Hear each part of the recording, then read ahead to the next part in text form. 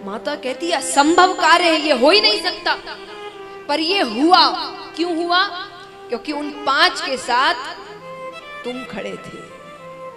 तुम नहीं खड़े रहते ना, एक भी नहीं बचता।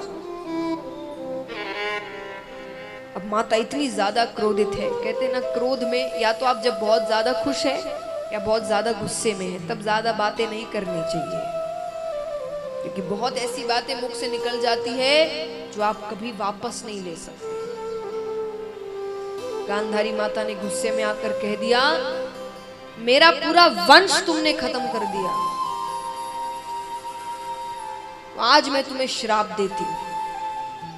मेरे वंश में कोई नहीं बचा ना, तुम्हारे वंश में भी कोई नहीं बचेगा, तुम्हारा पूरा वंश खत्म हो जाएगा। भगवान कहते अच्छी बात है, मैं तो यही सोच रहा था उन्हें खत्म कैसे करूं। आपने श्राप देकर मेरा काम आसान कर दिया। क्यों सोच रहा था बताइए?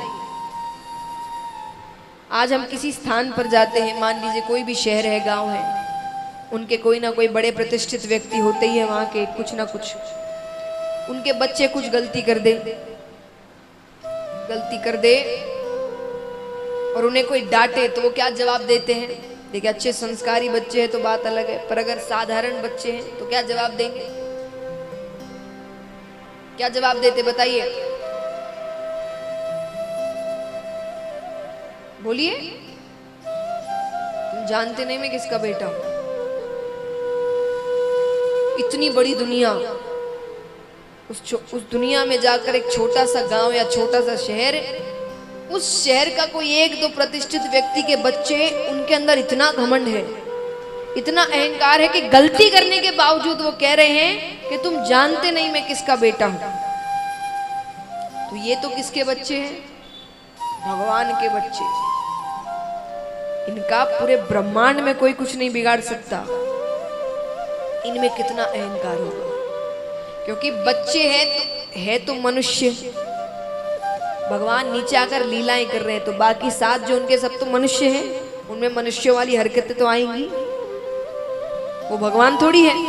भगवान में अभिमान, अहंकार, ये सारी चीजें नहीं है, पर बच्चों में तो आएंगी, क्योंकि वो साधारण मनुष्य हैं, वो लीला करते हुए आए हैं। तो भगवान नहीं चाहते थे ये वंश आगे बढ़े, आगे जाकर कोई ये कहे कि हम भगवान के वंशज हैं। कोई नहीं कह सकता आज के समय पर कि हम भगवान के वंशज हैं, कोई नहीं है। भगवान ने सब वहीं खत्म कर दिया था।